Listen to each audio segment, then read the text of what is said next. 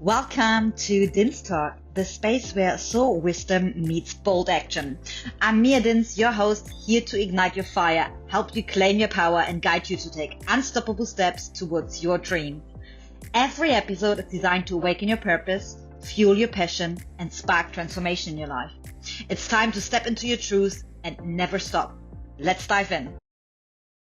Hello, beautiful souls. Welcome back to another episode on Din's Talk. Let's Talk Soul, another solo episode. And you can say, see, today I chose a different location. It's actually the back garden of my friend's place, my beautiful soul family's place. And I'm really grateful. And I thought I want to bring this energy into this transmission, into this solo episode today, because I felt like really bored about just sitting inside all the time and recording in those sterile, clean environments.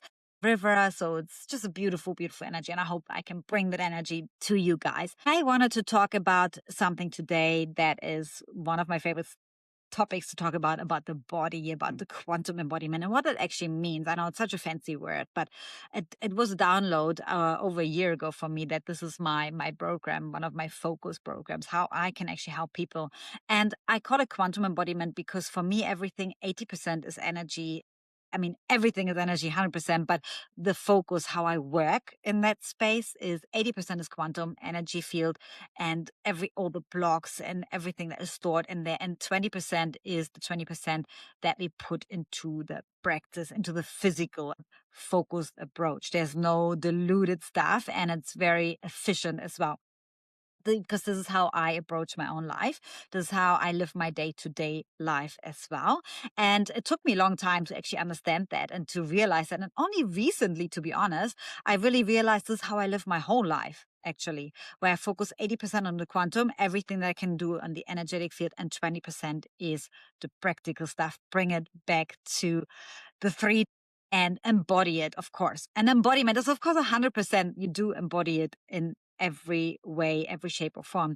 But this is how I see it. And I had this beautiful realization because many of you know that I had been boxing actively as an elite amateur boxer in New Zealand for almost 8 years. And I was very successful. I loved it in a way that it challenged me in ways that no other sports would have ever challenged me, not just physically, but also mentally and spiritually. And it accelerated my spiritual journey and awakening as well.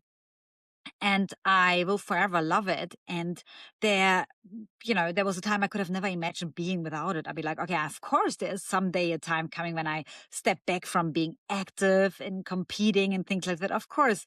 And also my time span of being actively in the ring was very short from the beginning because I started it when I was 30, now I'm 38. When I left New Zealand, 2 years ago, with no ounce in my body, I would have thought, okay, this is it for now for boxing, competing, because I was thinking, I'm going to Europe and then I can compete there, many more opportunities and cool and new experiences, developing, advancing my skills, and had my whole focus. And I always thought if I ever could even just get close to making it to the Olympics, even participating or even having the prospect of competing for a place, being in the Olympic team or whatever, that would have been my ultimate dream. And that always was my dream. I didn't know the sports, but I have always been like this since I was little. And I guess because I used to think athletes are superhumans and they achieve things and it's amazing. And of course, throughout my journey being an athlete since I'm 3 years old, I realized it's actually the compounding same action, the consistency and the discipline. And you do that day in, day out. And it's about the mindset and all these things. And cut a long story short, coming back to where I left New Zealand, and for many, many reasons, I got really guided into off-grid solitude, being away from the structure, because that was the very structure that kept me so limited and kept me so attached to the identity of being this boxer, this amazing athlete, the discipline, the warrior, the archetype of being strong. And it was really hard, really, really hard. And it was like a slow burn process for me to actually shed the layers of letting this go, because there was this part of me that really loved to cling on to everything. And I wanted to keep it that way and keep it, because I was so scared to let it go. I was so scared to see who I am without all of this, and will I still be seen as the strong one and the empowered one and disciplined, or will I slip into things? And there was some sort of control. There were so many things going on. And also through my past 2 years of letting go and transformation, healing journey, there were so many things. Everything changed, my whole life upside down. I'm sure a lot of people can relate that the last year anyways was a lot of letting go. And layer by layer, I shed that. And the more I was away from it, the more I freed myself and the more I became okay with it, because I was constantly still trying to find boxing gyms around me, getting back into the routine. I was used to training twice a day and all these things, but I was also physically not able to do it anymore. My body was literally physically stopping me.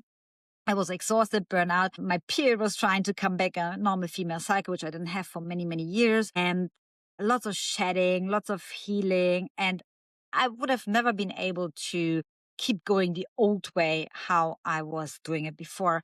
And then, of course, what happened on that journey is I started to develop my own trainings plan, intuitive, more different gentle flow workouts, strength training, all these things. So it was a real process. And then it hit me last week, because I realized, because I asked myself, okay, what is it actually that made me want to be boxing all the time and cling on to that? It's the energy. It's how it makes me feel. It's the archetype of the strong, empowered warrior woman, the fire, the boldness. Yes, of course, there's so much to the sports that nothing else can ever give you. The feeling of before you go into the ring and you're afraid, you shit your pants basically, but at the same time, you're so excited.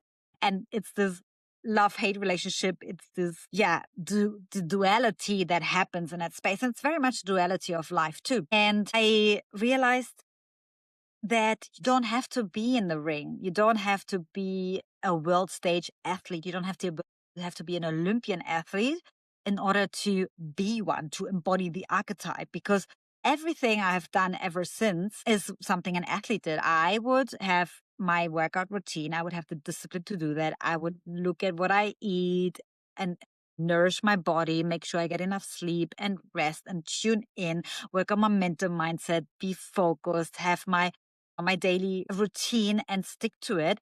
And I would make sure that I take care of that beautiful vessel so I can show up as my best version in this world and do the work I came here for to do, to serve you, to show up on podcasts, on videos. And I wouldn't be able to show up this way if I wouldn't do all the work, because I would be full of shit and then I would transmit the energy, and I'm not here to do that. And it's so powerful, because I think whether it is your athlete archetype or maybe the businesswoman archetype, you don't have to run a multi-million-dollar business yet. You can already embody that. And by doing that is you become it, right?